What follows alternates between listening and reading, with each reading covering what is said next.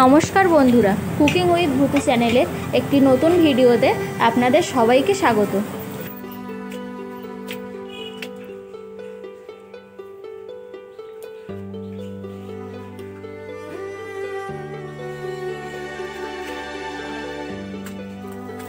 সন্ধ্যাবেলা ভয়ে জোয়ার দিতে বসেছি। এখন বাইরে প্রচণ্ড হারে বৃষ্টি হচ্ছে আর সেরকম বাজও পড়ছে। আপনারা হয়তো সেই কারণে বাজ পড়ার শব্দ শুনতে পাবেন। ভিডিওর প্রথমেই দেখতে পেলেন বাগান থেকে একটা খুব বড় মোচা কাটা হয়েছে। আজকে সেই মোচার একটা রেসিপি আপনাদের সামনে দেখাতে চলেছি।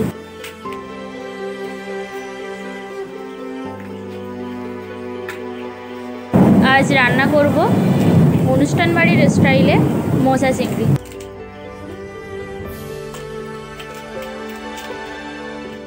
বাড়িতে বড় বড় চাওড়া চিংড়ি কালই কিনে রাখা হয়েছে। চিংড়িগুলো কিন্তু অরিজিনাল সুন্দরবনের চাওড়া চিংড়ি, লোকাল ভেনামি নয়।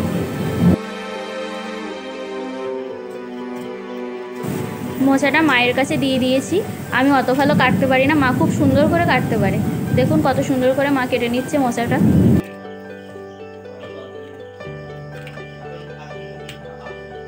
আর এই মোচা কাটাটা কিন্তু খুবই ধৈর্যের কাজ।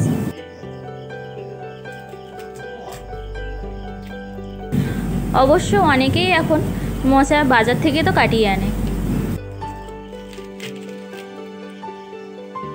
বাজারে এখন সবজির দোকানের পাশেই শাক, আলু, মোচা, কুমড়ো সব কিছু কেটে দেওয়ার লোক পাওয়া যায়। যেমন মাছের দোকানের পাশে মাছ কেটে দেওয়ার লোকও পাওয়া যায়।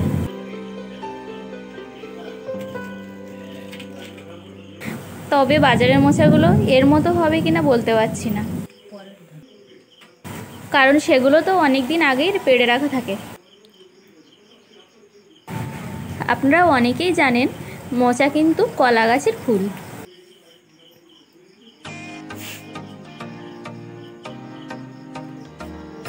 আর একবার মাত্র ফুল বা মোচা দেওয়ার পরেই কিন্তু কলা গাছটা মারা যায়। আর এই কলা গাছ থেকে কিন্তু আরও একটা সুস্বাদু জিনিস পেয়ে থাকি, সেটা হলো থোড়।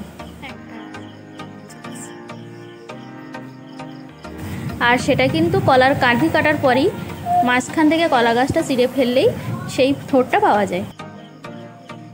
মোচা কাটা কমপ্লিট। হাত কিন্তু পুরো কালো হয়ে গেছে, কারণ মোচায় প্রচুর আয়রন থাকে। উনুনটা কিন্তু ধরে উঠেছে। এবার গোটা গোটা করে যে আলুগুলো কেটে নেওয়া হয়েছে সেগুলো ভালোভাবে ভেজে নেব। আলুগুলো ভেজে তুলে নিয়েছি। এবার আমি যে চিংড়ি মাছগুলো কেটে রেখেছিলাম সেটা ভালোভাবে ভেজে নেব। কি বড় বড় চাওড়া চিংড়ির সাইজটা একবার দেখুন।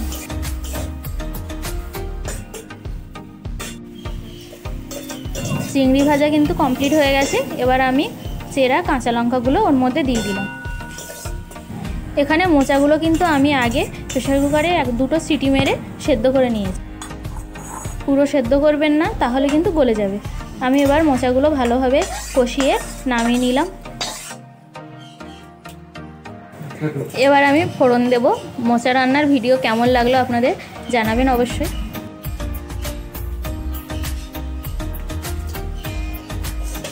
আমি ফোড়ন হিসাবে কিন্তু শুকনো লঙ্কা, 5 ফোড়ন, টমেটো, পেঁয়াজ আর গোটা গোটা রসুন দিয়ে দিলাম। মশলা কষানো কিন্তু ভালোভাবে হয়ে গেছে। এবার এর মধ্যে তরকারিটা ঢেলে দিয়েছি।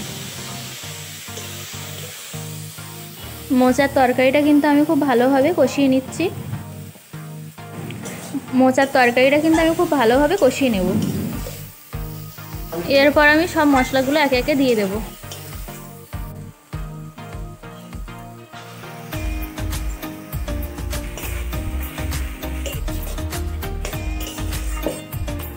সামান্য একটু চিনি দিলাম। এরপর গরম মশলা দিয়ে মোচার তরকারিটা নামিয়ে দেব। কুকিং উইথ ভূতু চ্যানেলের এই নতুন ভিডিওটি কেমন লাগলো আপনারা অবশ্যই কমেন্টে জানাবেন। ভিডিওটি ভালো লেগে থাকলে লাইক, কমেন্ট, শেয়ার অবশ্যই করবেন।